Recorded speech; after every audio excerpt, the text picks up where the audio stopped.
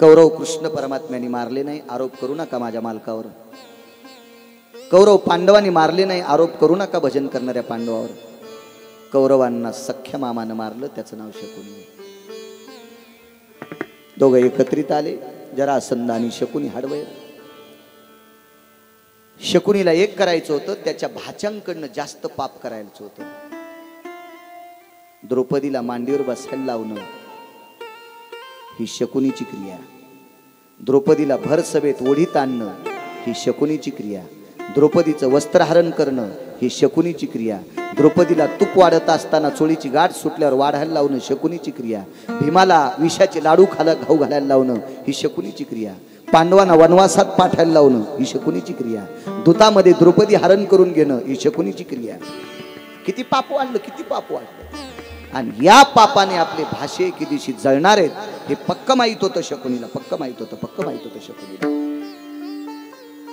आता जरासंधाच्या हाडाचा वापर का केला? कारण जरासंधाचं पांडवावर हाडवैर होतं. पांडवांनी सोकट्या फेकल्या की पालट्या पडत होत्या आणि कौरवांनी फेकल्या की सोयीशा पडत होत्या.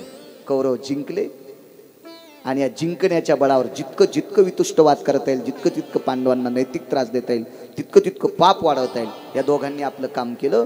जरासंधाने पांडव वनवासाला पाठिले, हे त्यानं त्याचं हाडवैर निभवलं. आणि कौरवांकडनं पाप करून कौरव संपिले, हे त्यानं काम केलं. ही तर चिंतक शत्रू असते. एका माणसानं माकड पाळलं, माकड मदाऱ्यानं पाळायचं असते, कोणी पाळायचं नसतं. कोंबड्या कोणी पाळावा याच्यासाठी नियम दिले. मेंढ्या बकऱ्या कोणी पाळावं याच्यासाठी सुद्धा नियम आहेत बरं का. ह्या कोणी पाळायच्या नाही, त्याच्यासाठी पुराणाच्या मतानुसार काही काही गोष्टी आल्या. माकडे मदाऱ्यानं पाळायचं असतं.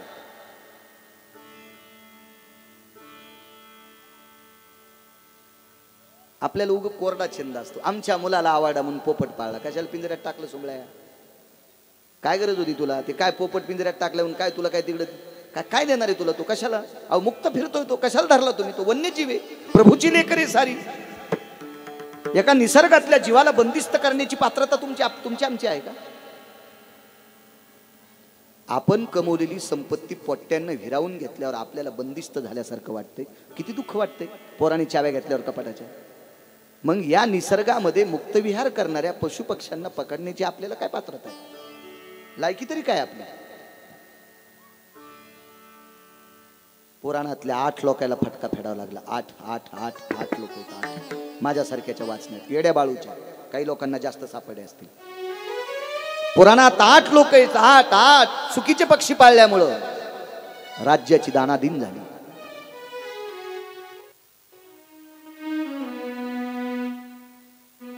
चला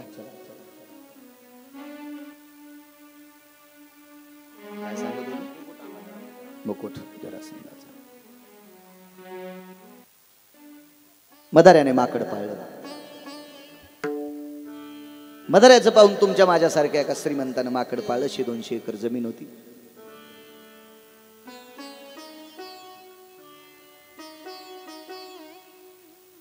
माकड आणि कोंबडं एका वेश्येनं सुद्धा पाळलं होतं. माकड आणि कोंबडं एका वेश्येनं सुद्धा पाळलं होतं, एका वेश्येनं सुद्धा. पण त्या वेशीचं पुराणात नाव आहे. ती सामान्य वेश नाही,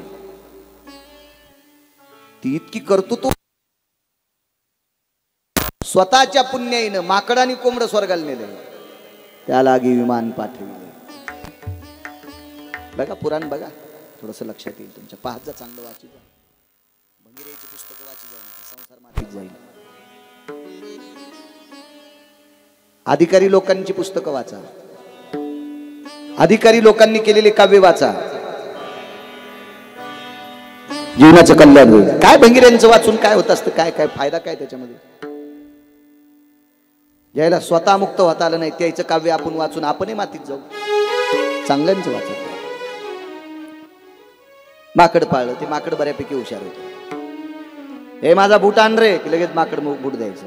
माझे सॉक्स आण रे, लगेच सॉक्स द्यायचं. माझी डायरी आण रे, लगेच डायरी आणून द्यायचं. तिथला मोबाईल आण रे, लगेच मोबाईल आणून द्यायचं. गाडीची चावी आण रे, लगेच चावी आणायचं. इतकं हुशार माकड. उन्हाळ्याचे दिवस होते. बायकोनं सकाळी ताकाला फोडणी दिली. आपण त्याला ताक पोळवणं म्हणतो. ताक पोळवणं म्हणतो, ताक पोळवणं. खरं तर पोळवलेलं ताक हे थंड असतं, पण त्याला फक्त चटका द्यायचा असते, हळदीचा आणि जिऱ्याचा किंवा मोहरीचा चटका देता आलं तरी एका मिरचीचे 2-4 तुकडे करून तेवढा चटका ते चमच्यात गरम करून तेवढं सोडायचं असतं. हळद, जिरेपूड, मोहरी, मिरचीचे तुकडे वगैरे. कढी वेगळी, पंचामृत वेगळं आणि पोळवलेलं ताक वेगळं. उन्हाळ्याच्या दिवसात पोळवलेलं ताक भेटल्यावर बासुंदी पण बाजूला ढकलतात माणसं, कारण ज्या त्या काळात ज्या त्या गोष्टी जिभेला आवडत असतात ना. सुगरणबाईनं जर ताक पोळवलं असेल तर बासुंदी पण आवडत नाहीत. ऊन कडकड कडकड कडता आपल्याला असावा, चैत्राचं कडकडतं ऊन असावा, दुपारची वेळ असावा, भूक अशी खराडून लागलेली असावा आणि तांब्याभर पोळवलेलं ताक असावं. फस्त करतो माणूस. बासुंदी नको ग, नंतर पाहू आपण. पण त्याला बाई पण सुगरण लागेल ना, सुगरण लागेल ना. सुगरण कोणाला नसतं करता येत. जिला गौऱ्या लावता येत नाही तिने धिरडे कशाला करायचे? जिला गौऱ्या नीट लावता येत नाही तिने जर धिरडे केले तर पिठाचा नाश होईल ना. जिला पिठल्यातले गोळे फुटत नाहीत ती म्हणली मी बासुंदी करते. म्हणलं राहू दे मंजुळा, दुधाचा खराब होईल, आम्ही तसंच पेत होतो. तुला पिठल्यातले गोळे फुटणं, तुला बासुंदी काय करता येईल? अन्नपूर्णेची कृपा लागते बरं का, तर स्वयंपाक चांगला करता येत असतो. सदाचारी सात्विक बायका चिमटी चिमटीनं सगळं टाकतात. चमचे नव्हते. तिखटाला गाडगा असायचं, मिठाला गाडगा असायचं, मसाल्याला गाडगा असायचं, मिठाला गाडगा असायचं. चिमूट भरून टाकायच्या, चिमूट भरून टाकायच्या. त्यांनी केलेल्या पिठल्यावर अर्धी भाकरी अर्धी पोळी शिल्लक खात होते. आणि माशी बसली. मग याच्या लक्षात आलं खाली जाऊन हाणण्यापेक्षा वरूनच हाणावं. नारळ तोडून नारळानंच माशी हाणली. कशी माशी उठली असेल, आहे का नाही? आयुष्यभर पुन्हा माशी बसायच्या लायकीचं नाकट ठुलं नाही. मग हे वानर शत्रू होतं का? माकड शत्रू होतं का? नाही, शत्रू नाही, पण हितचिंतक शत्रू आहे. तसा शकुनी हा कौरवांचा हितचिंतक शत्रू होता. वाटायला मामा आहे, वाटायला मामा आहे, वाटायला गांधारीचा भाऊ आहे, वाटायला कौरवांचा मामा आहे, पण असायला मात्र हितचिंतक शत्रू आहे. चला इकडे या जरासंधाचा मुकुट इथपर्यंत आलतो ना. या जरासंधाचा मुकुट पांडवांच्या खजिनखान्यात गेला. मारलं कोणी जरासंधाला? भीमानं. संपत्ती कोणाच्या घरी जाणार? पांडवांच्या.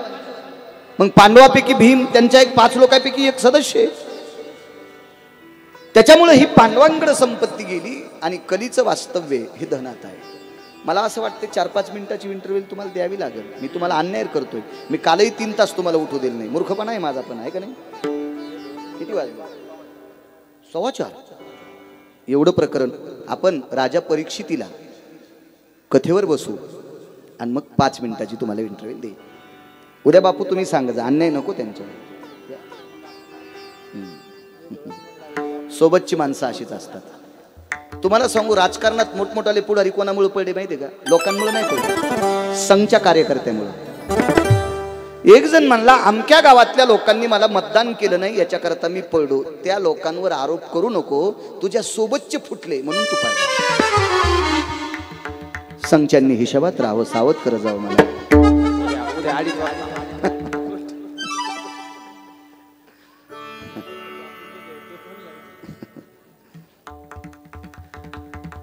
आणि जरासंधाचा मुकुट घालून राजा परीक्षिती महाराज शिकारी करताना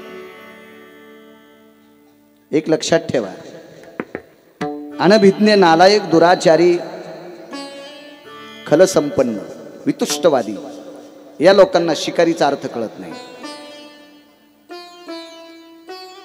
राजा हा शिकार करत असतो याचा अर्थ तो मांसाहार करतो असं नाही. कुठली लावत जाऊ नका. राजाला शिकार का करावं लागत? ज्या वेळेला प्रजेवर संकट येतं त्यावेळेला त्याला युद्ध करणं गरजेचं असतं. आणि युद्धाच्या वेळेला त्याला नेमबाजी, त्याला अस्त्रविद्या शस्त्रविद्या ह्या पारंगत असणं असतं गरजेचं असते. आजही आपल्या भारतीय संस्कृतीमध्ये डिपार्टमेंट क्षेत्रामध्ये ज्या वेळेला प्रशिक्षण दिलं जातं त्यावेळेला प्लॅस्टिकचा पुतळा असेल, मातीचा पुतळा असेल, त्याला डोकं गाडग्याचा असेल, त्याला नागडोळे काढले जातात, त्याच्या कपाळाचा मध्यबिंदू उडवा, त्याचा डोळा उडवा, त्याचा कान उडवा, त्याची छाती उडवा, असं प्रशिक्षण शिपायांना दिलं जातं. बघ त्यावेळेला ह्या संस्था नव्हत्या ना, त्यावेळेला राजे महाराजे स्वतःच्या बळावर प्रशिक्षण. चपळ वेगात पळणारा प्राणी छेदायचा,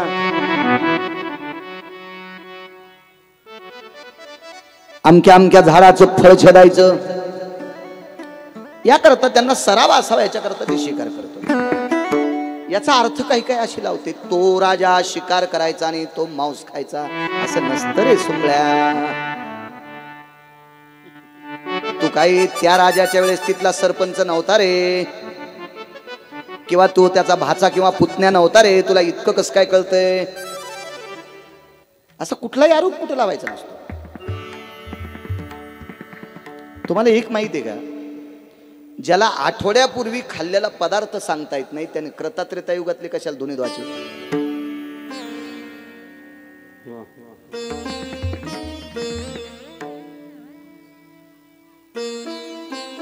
50 लोकांनी लग्नात दिलेल्या गिफ्ट वस्तू कोणी दिल्यात हे नाव ज्याला सांगता येत नाही त्यानं पुराणातले धुणे कशाला धुवायचे. आपली पात्रता नाही, आपली योग्यता नाही, आपली लायकी नाही.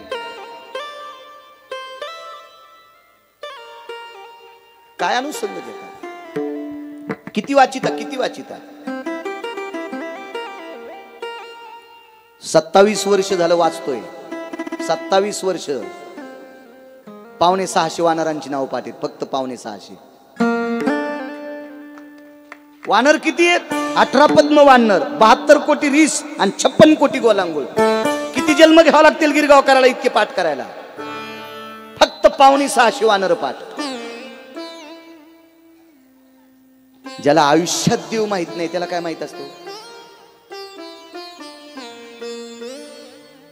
बर, पाठ करण्यात माझा स्वार्थ सांगू, पाठ करण्यात माझा परमार्थ आहे त्याबद्दल दुमत नाही, पण माझा स्वार्थ पण आहे. का? हे पुराणातले ऋषी मुनी योगी जपी तपी सिद्ध नामधारक वानर यांची नावं पाठ केली म्हणून या ईदभर पोटाची खळगी सुद्धा भरते. ज्या घरातल्या बाईची चप्पल पाहायला भेटत नाही ती बाई आमच्या भातावर तूप वाढते. ताकद कशाची? या पुराणातल्या लोकांच्या नामाचा उच्चार केल्याची ताकद. जिची चप्पल पाहायला भेटत नाही, चप्पल, ती वरणावर भातावर पोळीवर भाकरीवर तूप वाढते. हा स्वार्थ आहे.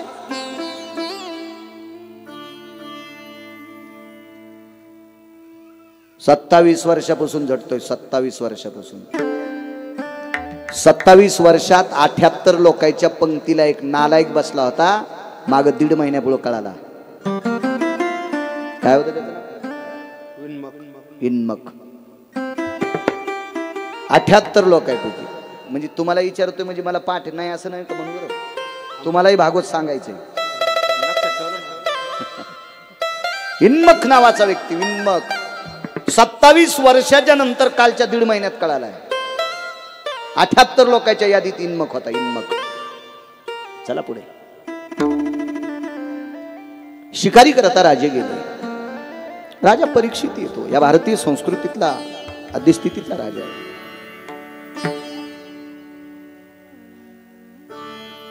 शिकार करत असताना वनामध्ये काही सोबत लोक होती.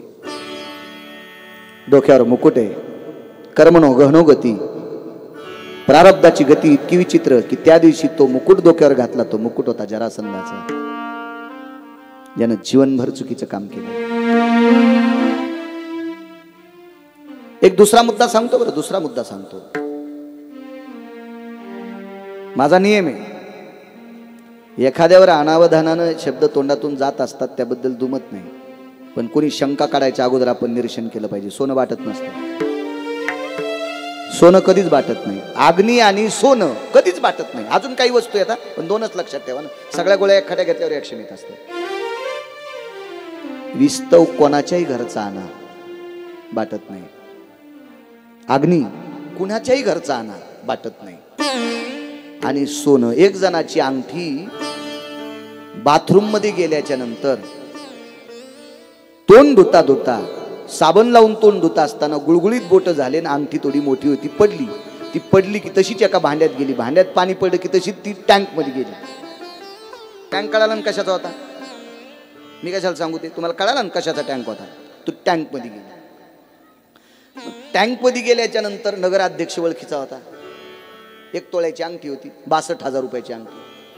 आणि नगरपालिकेला टँक साफ करायच्या मशीन असतात. ती मशीन साफ करायला जर 50,000 लागत असते तर हे म्हणलं असतं अंगठी टँक मध्येच राहू द्या.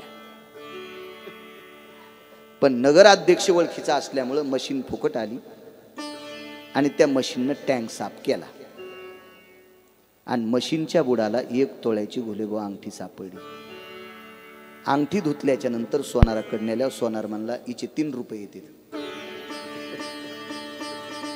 असं झालं असेल का? नाही. किती रुपये आले तिचे? 62,000. म्हणजे 4 महिने संडासच्या टँक मध्ये जरी अंगठी होती तरी सोनं वाटलं का? नाही. मग हरामखोर जरासंधाच्या डोक्यावर बसलेला सोन्याचा मुकुट कसा वाटेल? मग त्याच्यात कलीचं वास्तव्य का झालं? कारण कलीनं धनामध्ये जागा मागितली होती. द्रव्याश्रितम कलिया जायते. कलीचं वास्तव्य धनात आहे. नगरमध्ये एक जणानं मुलाच्या लग्नातला, आपण त्याला वाघीण समजू सोप्या साध्या भाषेमध्ये, खरं तर दागिने म्हणायला पाहिजे. वाघनिश्चयाला जास्त दागिने घालत होते, त्यावेळेला नवरीला देत होते. मग सुनबाईला दागिने केले 20 तोळ्याचे. आणि 20 तोळ्याचे सोनाराच्या दुकानातून दागिने घेतल्याच्या नंतर प्लॅस्टिकच्या पांढऱ्या पिशवीत ठेवले. कोणी मित्र भेटला की सोनाला 20 तोळ्याचे दागिने, सोनाला 20 तोळ्याचे दागिने, सोनाला 20 तोळ्याचे दागिने. एसटीत बसला, धामणगावच्या चौफळ्यावर उतरला. अण्णा तुमच्याकडे रस्ता जातो तिथं उतरला. आणि तिथं उतरल्यावर कोणतं वाहन येतो म्हणून वाट पाहत बसला होता. 7-7:30 वाजूस तर काही नाही, कोणी वाहन आलं नाही, काय नाही. 9च्या नंतर पाहुणे आले आणि हल्लं नाही, काय नाही. कॅरी बॅग घेतली, चाकू दाखिला आणि म्हणले कॅरी बॅग ती का हे मधात घालू. त्यांना जाऊ द्या, आपल्याकडे भरपूर संपत्ती, 400-200 तोळे सोनं येईल इतकी संपत्ती, 20 तोळ्यासाठी कशाला बेजार व्हायचं, घेऊन जा. पाहुणे घेऊन गेले. पाहुण्याला याच्या शरीराचा संबंध नव्हता, याच्या जवळ द्रव्याचा संबंध होता. धनात कली बसला. एक पुन्हा गोष्ट सांगतो तुला. घारीला मेलेला उंदीर सापडला किंवा तिनं मारला. मेलेला उंदीर तिला सापडला किंवा तिने मारला छोटासा उंदीर, आणि घारीनं तोंडात तो उंदीर धरला आणि घार आकाशात पडू लागली. बाकींच्या तिच्या भावकीतल्या बायकांना कळालं. घारीला भावकीतल्या बायका नसतात, सगळ्या बाकीच्या घारींना कळालं हिच्या तोंडात उंदीर आहे. एकटी खाती बेटी. सगळ्या घारी तिच्या पाठीमागे लागल्या, पण ही पळूच लागली. पळता पाकता मागच्या घारी तिला अशा टोचण्या मारू लागल्या, टोचण्या मारू लागल्या, टोचण्या. तर समोर एक मोठी घार, जुनाट वयस्कर घार बसली होती. तिनं आता बोलावं तर उंदीर खाली पडन. मग ती रडू लागली. तर पुढचीने विचारलं, को रुदंती को भावा. संस्कृत येत असते काय काय घारीला, भागवतातल्या कीर्तनातल्या. रुदंती को भावा, तू कशा करता रडती. ती म्हणली काही नाही हो, मला टोचण्या मारतात. त्या म्हणल्या तुझं आणि त्यांचं भांडण फक्त उंदरामुळे, तू उंदीर सोडून दी, भांडण संपलं. घारीनं उंदीर सोडल्याबरोबर सगळ्या घारी तिथं बोंबलत गेल्या. ही आरामशीर बसली. तिचा शत्रू कोण होता? कुत्र्याला भाकरी टाकली एका बाईनं, आणि कुत्र्याच्या मागे दुसरी कुत्रे लागल्यामुळे कुत्र भाकरी घेऊन पळत होतं. भाकरी घेऊन पळत होतं. आता तुमचा कसा पूल झाला इथं नवा, असा एक पूल होता. पावसाळ्याचा दिवस होता, आकाश निरभ्र होतं, खाली पाणी वाहत होतं आणि कुत्रं पुलावर आलं. तिकडे कुत्रे नव्हते, इकडे कुत्रे नव्हते. त्याला वाटलं पुलावर बसून भाकरी खा. पुलाच्या कडेला गेलं, पण पाहिल्याबरोबर मधात एक कुत्रं दिसलं. हे कुत्रं म्हणलं इथं गाऊन आला रे, पडीन भाकर खाली.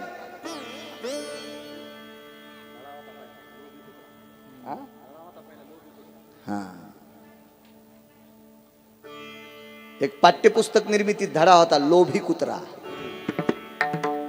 पाठ्यपुस्तक निर्मितीवर 1964 साली पदाचारी मिशन नावाची संस्था भारतात आली.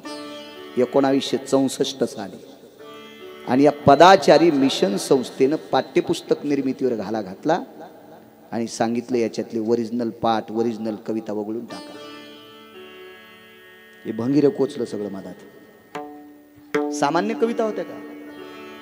रामकृष्ण नामात पहिल्या दिवसाच्या कीर्तनकारांनी सप्ताहातल्या रूपावर बोलावर किंवा नामावर बोलावा.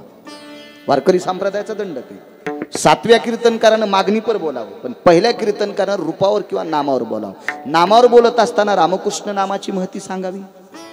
तर या रामकृष्ण नामाची महती बालपणातच लोकांना कळावा म्हणून एक कविता होती. कापसावी न उले त्याले बोंड म्हणून, हरिनामाविन बोले त्याले तोंड म्हणून, हरिनामाविन बोले त्याले तोंड म्हणून.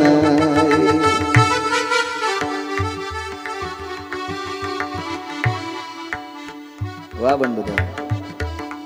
दुधावर आली भुरी तिले साय म्हणून, निजवी ते भुके पोटी तिले माय म्हणून, निजवी ते भुके पोटी तिले माय म्हणून. काय कविता होत्या. जुन्या काळातल्या बायका जात्यावर गाणे म्हणायच्या. भगवान प्रभू रामचंद्र वनवासात आहे. सीता मातेला राहण्यासाठी, निवाऱ्यासाठी सुंदर अशी झोपडी बांधलेली आहे. माझ्या लहानपणी जाईबाई नावाची एक स्त्री पाहण्यात आली आणि ती जाईबाई नावाची स्त्री जात्यावर दळण दळत असताना गाणं म्हणायची. नाशिक त्र्यंबकेश्वरी, नाशिक त्र्यंबकेश्वरी, डोंगरी मैदान, डोंगरी मैदान, गुंठा बांधिली रामान, डोंगरी मैदान, गुंठा बांधिली रामान.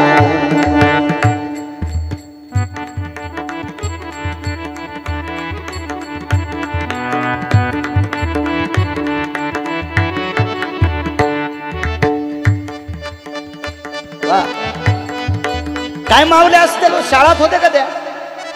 पण काव्याची रचना किती गोड होती, किती रचना. अहो जुन्या काळातल्या बायकांनी सत्यनारायणाला, लग्न समारंभात, संक्रांतीला नाव घेतली तर ती नाव ऐका वाटायची. चुनचुन्यात बसले मेन्यात, गुलाल भांगा, येलदोडे मुठीत, रावसाहेब बसले दाटीत, तर कशी जाऊ पान सुपारी वाटीत. कसली नाव. औदुंबराच्या झाडाखाली दत्तात्रयाची मूर्त, विश्वंभरराव बसले पूजेला तर मी देते तीर्थ. काय नाव असायचे. आता नाव बकिटात बकीट, विस्टीलचं बकीट, मुकुंदरावचं नाव ऐकायला 5 रुपये तिकीट आणि तो बस स्टँडला झोपलेला. काय नाव, काय तू नाव घ्याली मंजुळे येडपटवानी. सारा चिखुल करून टाकला. गोडवा असायचं, गोडवा फार सुंदरसा. कलगीतुऱ्यातल्या गाण्यात पण गोडवा होता. मधुर मिलन आज लाभला, सुगंध सोन्याला, लावणी फुलली अभंगाला. निळोबारांच्या काळात काव्य. गंगाबाई नावाची नृत्यांगणा, पेशव्यांच्या वाड्यात निळोबारायांना फसवलं. निळोबारायचं भजन ऐकल्याच्या नंतर या गंगाबाई नावाच्या नृत्यांगणेनं पायातले चाळ फेकून दिले, स्नान केलं आणि निळोबारायची श्रोता झाली. मग केलं काव्य. मधुर मिलन आज लाभला सुगंध सोन्याला, लावणी भुलली अभंगाला, लावणी भुलली अभंगाला. सोडून दिलं तिने लावणी काम करायचं आणि अभंग ऐकत बसले निळो भरायची. बघा असं वाटतं, गोड वाटतं, काही ऐकायला भेटते. राधा रंगानं दिसते छान, तिच्या येणीला गोंडे दोन. तू पप्याच्या माईचे दागिने सोनाराची इथे ठुलेले अन्न सुमल्या. राधेला गोंडे लावायची काय गरज आहे? राधा एवढी पवित्र आहे की जिच्या शरीर जिथं समर्पित केलंय त्या ठिकाणची माती पंढरपुरातला मालक कपाळाला गंध म्हणून लावतो. तिला गोंडे लावायची काय गरज आहे? असली काव्य ऐकल्याच्या नंतर नरकाला जावं लागतंय. म्हणणाऱ्याला कुठं जावं लागेल याचा विचार करा. फार चांगलं, फार चांगलं. जुन्या काळातली भलकर नांगर रात्री, चांदण्या रात्रीमध्ये रात्री नांगऱ्या चालायच्या. 4 बैली 8 बैली नांगऱ्या असायच्या. रात्री भलकर असायची, चंद्राची पौर्णिमेची रात्र असायची आणि चंद्राच्या प्रकाशात चांदण्या असायच्या, म्हणजे असं उजड असायचं आणि त्याच्यात भलकर. काय का वाटायची. पूर्वीच्या काळात या सगळ्या साधनं नव्हती, मोबाईल इंटरनेट काही नसल्यामुळं पहाटेच्या प्रहरी एक व्यक्ती यायचा, तो कंदील घेऊन यायचा, त्याच्या हातात ते कुरमुड वाजायचं. गुडगुड गुडगुड गुडगुड गुडगुड गुडगुड गुडगुड गुडगुड गुडगुड गुडगुड गुडगुड गुडगुड. तत्ववंताच्या लेकीनं, भाग्यवंताच्या सुन्यानं, कीर्तिवंताच्या नावानं,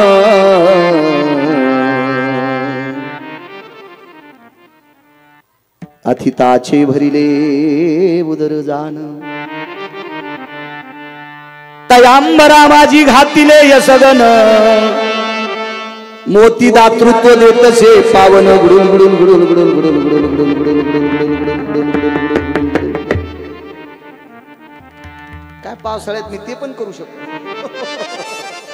एक कंदील घ्यायचा आणि कुरमुड घ्यायचं. तुमच्या गावात आल्यावर 2 पोते गहू तसंच हेरी सांगायला.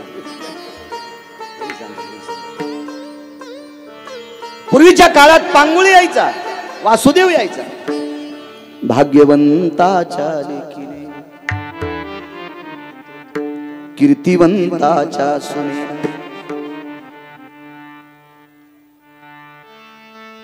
शामरावाच्या नावानं. सुनाला पण अक्कल पाहिजे बरं का, ते नाव विचारते तो जित्या सासऱ्याच सांगितलं. वासुदेवाला दान करत असताना जात राहिलेल्या माणसाची नावं सांगत असतात. शामरावांच्या नावानं ते जिताचा दांगोळ करू लागला. सुनाला म्हणला जित्या पणीच मारती मला. कालोश लोकांची नावं सांगायची असतात. बाबा दान पावलं, बाबा दान पावलं. काय माणसं होती जुन्या काळातल्या लोकांसाठी. हा निखळ परमार्थ होता. वासुदेव असेल, पांगुळ यायचा, सगळ्या गोष्टी अशा अशा गोड गोड गोड गोड असायच्या. माझ्या लहानपणी एक गोंधळी दादा यायचे.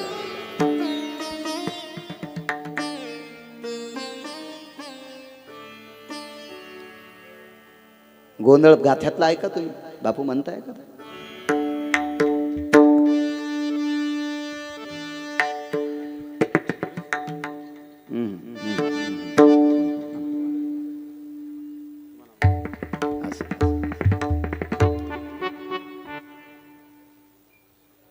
फार गोडसा ऐका वाटायचं. आता मस्त ऐकायला भेटतंय. आई ग अंबाबाई तुला सोन्याचा गजोबा, आई ग अंबाबाई तुला सोन्याचा गजोबा, तुझ्या ग दर्शनाला कोल्हापूरचा राजा उभा, तुझ्या ग दर्शनाला कोल्हापूरचा राजा उभा, आणि आई ग अंबाबाई तुला सोन्याचा.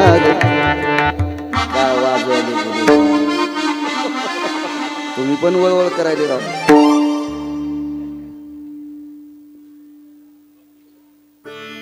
जय जगदंबे पूर्ण कदंबे.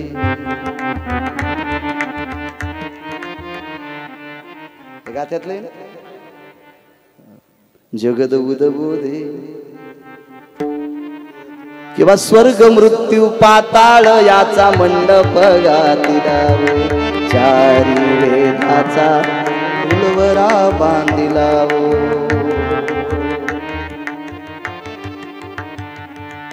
माझ्या माईंनो हे वाचा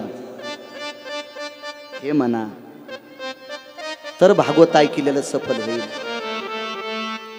पाळणे संतांनी केलेले पाळणे म्हणा काही पाळणे म्हणतात ते चंद्रभागेत पाळणा ऐकित पहिल्या दिवशी जन्मलं बाळ आणि दुसऱ्या दिवशी खातो या केळ आणि तिसऱ्या दिवशी फेकला गुलाल जुबाळा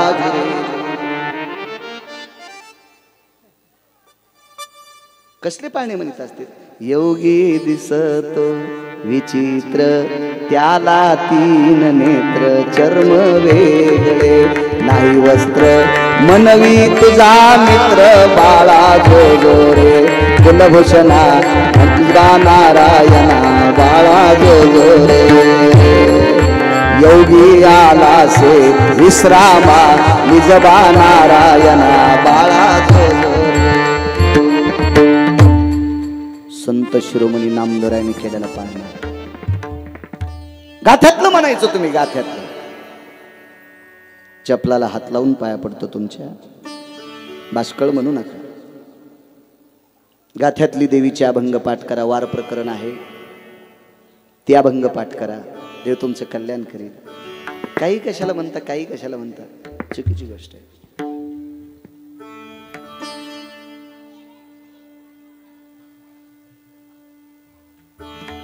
एक मला आठवलं पण म्हणत नाही भागवत होते आता बैठकीत सांगितलं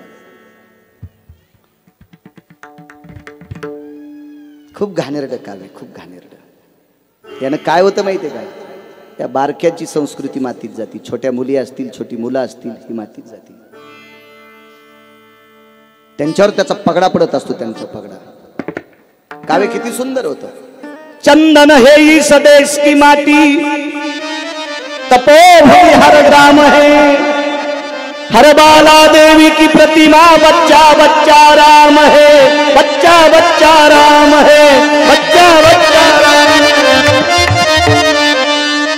चंदन ही इस देश की माटी तपोभूमि हर ग्राम है या भूमीला तपोभूमी का म्हणणार नाही तुम्ही सद्गुरु चैतन्य स्वामींनी तपश्चर्या इथं केली ही तपोभूमी आहे हर बाला देवी की प्रतिमा प्रत्येक मुलगी देवीची प्रतिमा बच्चा बच्चा राम हे इतकी देशाची महती आपल्या एवढी पवित्र संस्कृती आहे देशाची चला जंगलामध्ये फिरत असताना कर्मणो गहनो गती सोन्याचा मुकुट डोक्यावर सोनं बाटत नसते याच्यावर सांगितलं ना तुम्हाला बाटत नसतं सोनं फक्त शत्रू धनाला शत्रू आहेत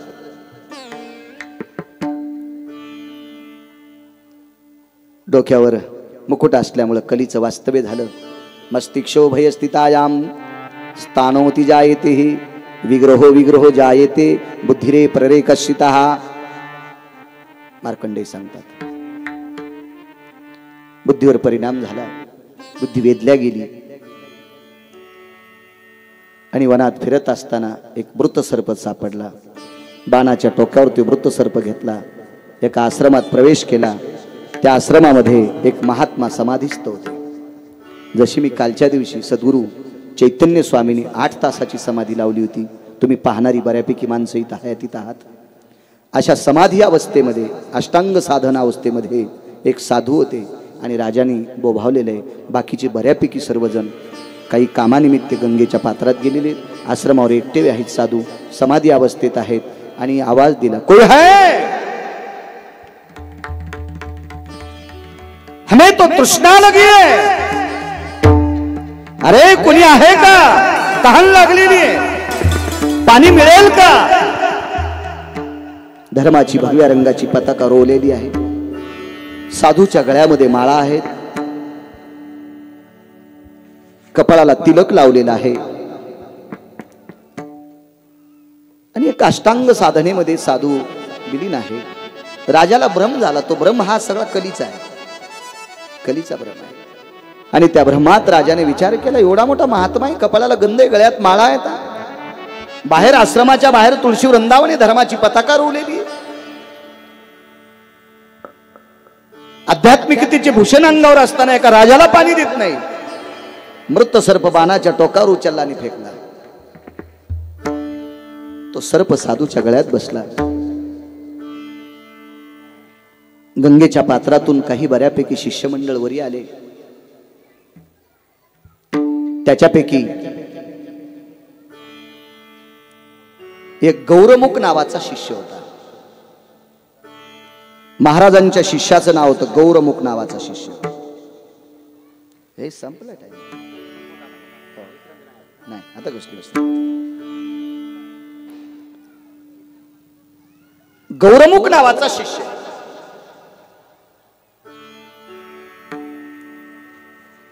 मुनिश्री शृंगांचा शिष्य, शमिकांचा शिष्य. पुराणात नाव पहा गौरमुख.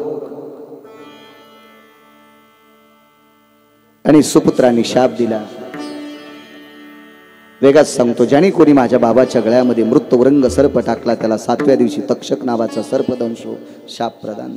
वाचा सिद्धी पावाला आज्ञापक व्हाल.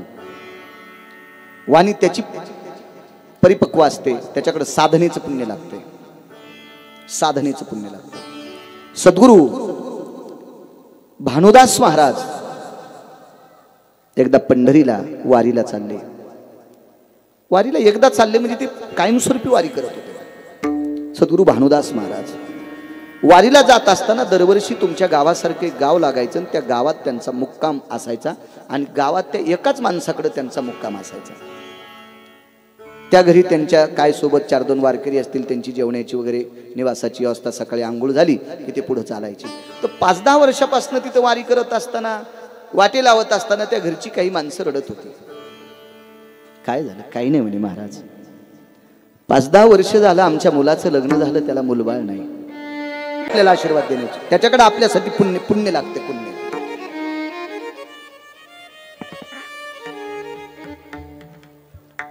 त्याला घे कॅमेऱ्यात, याला कॅमेऱ्यात, म्हणजे काही बोकड्याला कळावा ओरिजिनल बोकडे भागवत ऐकायला येते तर, आणि 2-2 पायाचे बोकडे भागवत ऐकत नाहीत हे लोकांना कळावा. आता मुका प्राणी त्याचा काय विचार, काय दोष? पांढरे शुभ्र कपडे घातलेले बोकडे भागवताला येत नाही आणि ओरिजिनल बोकड्या कालही आलताना आजही आला.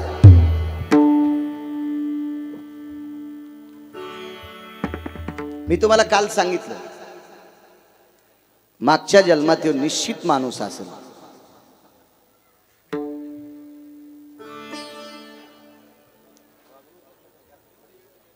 पण वागणूक बोकड्यासारखी होती म्हणून बोकड्या केला. परावी अंगना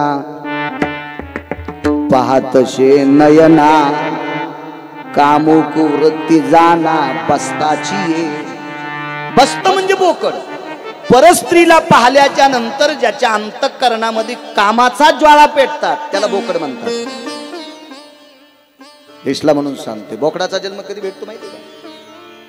आपली पत्नी ओघळता जगात जी स्त्री सुंदर दिसल्याच्या नंतर तिच्या सौंदर्याला बघून ज्याच्या अंतःकरणामध्ये वासनेचा जाळ पेटतो, भगवंत त्याला बोकड्या करतोय. अजून 9 कारणे पण बस झाले, एक ते दिसला म्हणून सांगतोय. बोकड्या किती नालायक सांगतो तुम्हाला. बोकड आणि त्याची बहीण एकाच दिवशी जन्माला यावा. एका शेळीला 2 पिलं. शेळीत म्हणतात ना तुमच्याकडे, होय देवा, शेळीत म्हणतात. शेळीला 2-2 पिलं होत असतात, नर आणि मादी.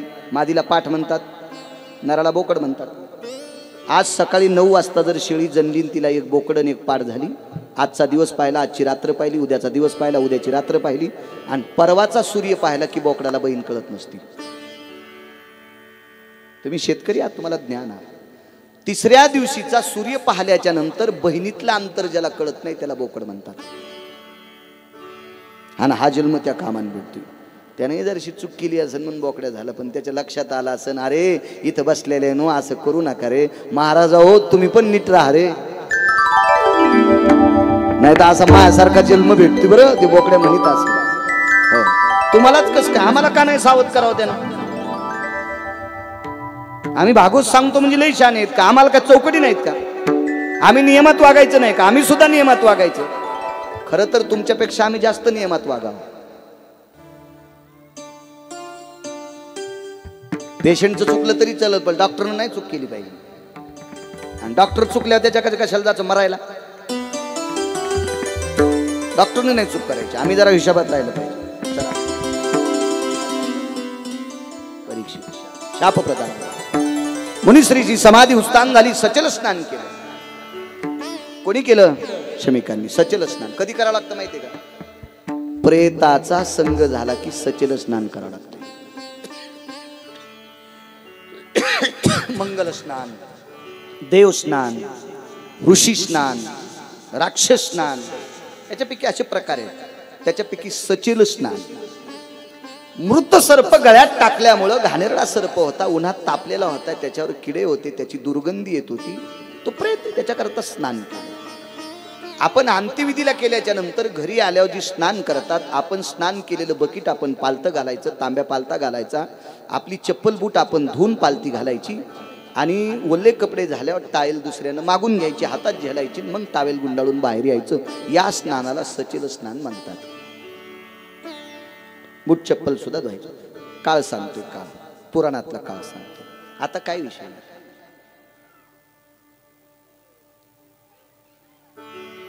आपण म्हणतो निसर्गात बदल का झाला?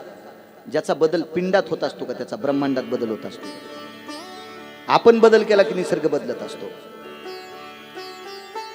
ही चांगली माणसं पाहिली, जी माणसं दुपारी एका चुकीच्या भोजनामध्ये होती, भोजन नाही म्हणताय ना, शब्द वापस घेतो माझा, वापस घेतो. जी माणसं दुपारी एका चुकीच्या कार्यक्रमात खाण्यासाठी होती, जेवण बी म्हणता येणार नाही त्याला, जी माणसं एका दुपारी चुकीच्या खाण्यासाठी ज्या कार्यक्रमात गेली, तीच माणसं आरतीला आलती भागवताच्या. तीच माणसं आरतीत पण होती. ती माणसं आंघोळी करून आली नव्हती.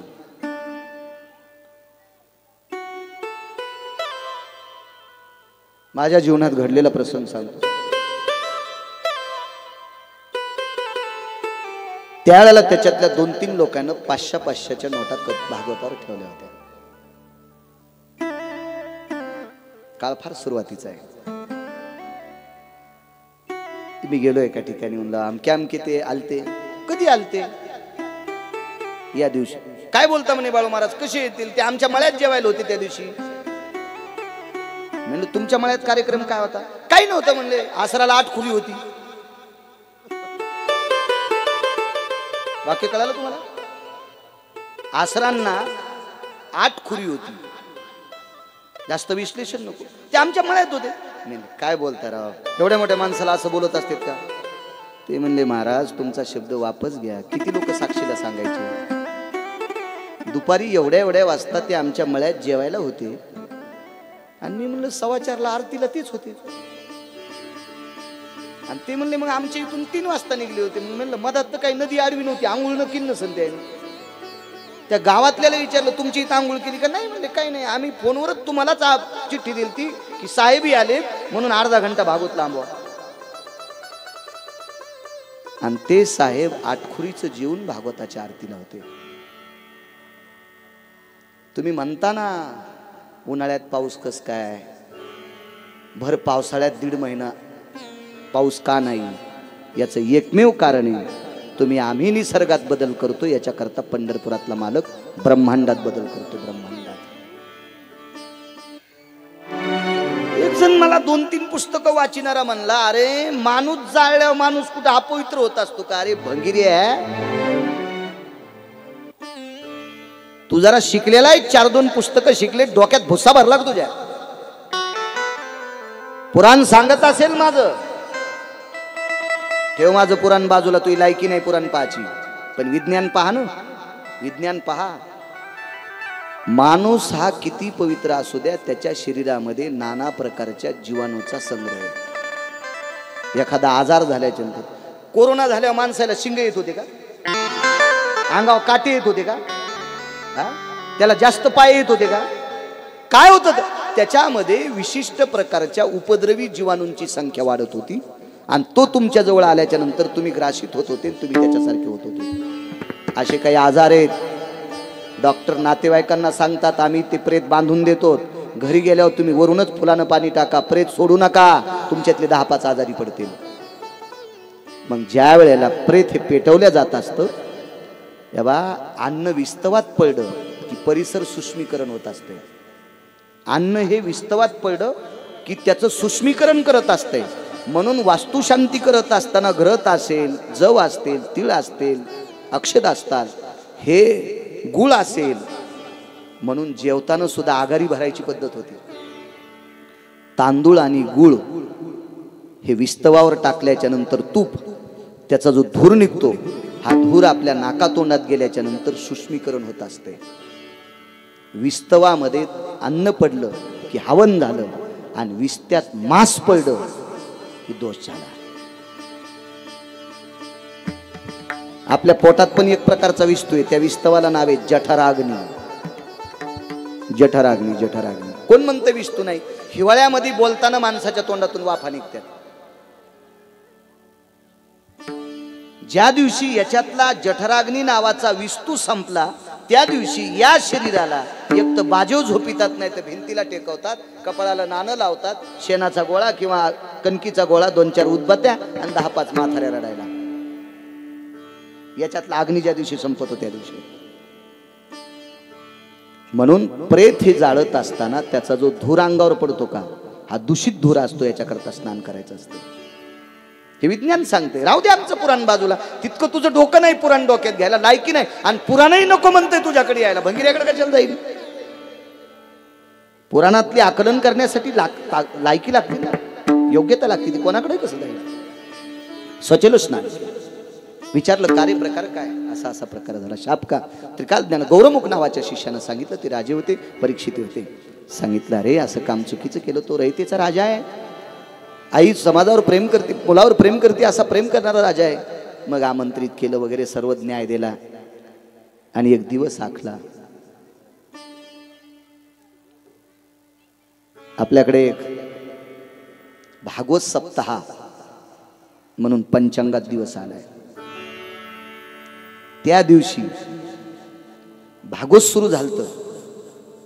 ते राजा परीक्षितीचा उद्धार करण्यासाठी नाही, ते भागवत सुरू झालं धुंदुककारीचा उद्धार करण्यासाठी. ती तिथी पावसाळ्यात असती. कोणती असेल? घरी गेल्यावर बघा ना, बघा घरी गेल्यावर बघा, तुम्हाला काल निर्णयावर पंचांगात सापडेल तो शब्द. आपल्या डायरीत पण आहे बापू.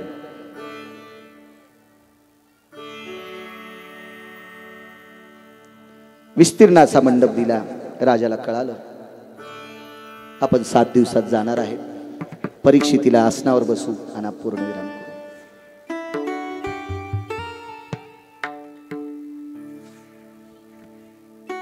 महाराज मुनिश्री शुकाचार्यांना व्यासपीठावर बसू आणि राजा परीक्षितीला श्रोत्याच्या स्थानात बसू. आजचा पूर्ण विराम करू. यती योगी जपी तपी सिद्ध अनुरागी सर्व काही आलेले राजाचं कर्तव्याचं कौतुक करत होते. त्याच्या शापाला हळहळ करत होते. काय करावं, काय करावं. बघता बघता मुनिश्री शुकाचार्यांच्या कानावर वार्ता गेली. राजा परीक्षितीला शापवाणी झाली आणि परीक्षिती 7व्या दिवशी तक्षक नावाच्या सर्पदंशाने जाणार आहे. वाक्य नीट ऐका सज्जनांनो. मुनिश्री शुकाचार्यांचं अंतकरण गदगदून आलं. ज्या परीक्षितीच्या वंशातल्या लोकांनी यज्ञ केला, त्या यज्ञात मला प्रसाद ग्रहण करण्याकरता भेटला. त्या प्रसादाचा उपकार फेडण्यासाठी मला त्यांच्या नातवांना कथा सांगायची. एक तांदळाचा शीत. भागवत फक्त एका तांदळाच्या शीतावर आहे. आम्ही कुंटालानं तांदूळ घरी नेतो तरी उपकार मातीत जातो. डाळी तांदूळ वगैरे येत असते ना भागवताला, सगळे खाल्लं तरी उपकार. एक भाताचा शीत. दिव्य असा सुंदर असा मंडप आहे. त्या मंडपाला आंब्याचे जांभळीचे पानं आहेत. यतींना बसण्याला, योग्याला बसण्याला, तप्याला बसण्याला, सिद्धाला बसणारा, नामधारकांना बसणारा, राजे महाराजांना सर्व प्रत्येकाला बसण्याची आसन टाकलेली आहेत. राजा परीक्षितीचं आसन, त्या आसनावर परीक्षिती आहेत. महाराज मंडपात आल्याबरोबर सर्वांनी नामघोष केला. मुनी श्री शुकाचार्य महाराज की जय. मुनी श्री पाराशर महाराज की जय. मुनी श्री व्यासो नारायण महाराज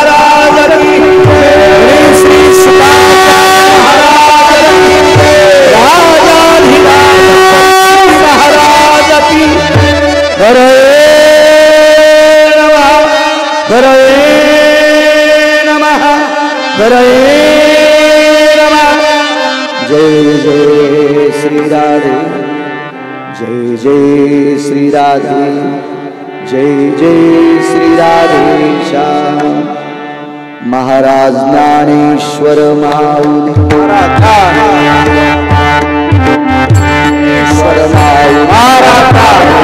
आरती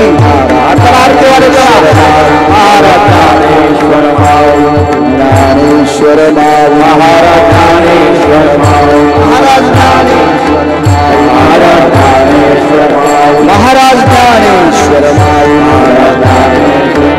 महाराज ज्ञानेश्वर महाराज ज्ञानेश्वर महाराज ज्ञानेश्वर महाराज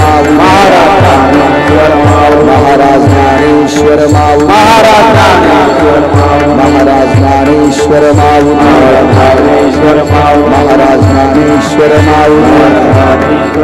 महाराज ज्ञानेश्वर सद्गुरु स्वामी चैतन्यानंद महाराज गोपाल कृष्ण भगवान गो माता की जय। गावातील देवळाली ग्रामस्थांच्या वतीने मला असं वाटतं या कथेसाठी एक स्वतंत्र तरुणांचं मंडळ आहे, बरोबर आहे ना गुरुजी? आणि या विशिष्ट असं एक तरुण मुलांचं एक मंडळ तयार झालं. स्वामी चैतन्य स्वामींच्या नावाचं एक दिव्य असं सुंदर असं तरुणांनी मंडळ स्थापन केलं आणि त्या मंडळाच्या वतीने तरुण कंपनीने या श्रीमद भागवत कथेचं यजमानपद त्या तरुणांनी घेतलंय. त्या तरुणांना कोटी कोटी धन्यवाद.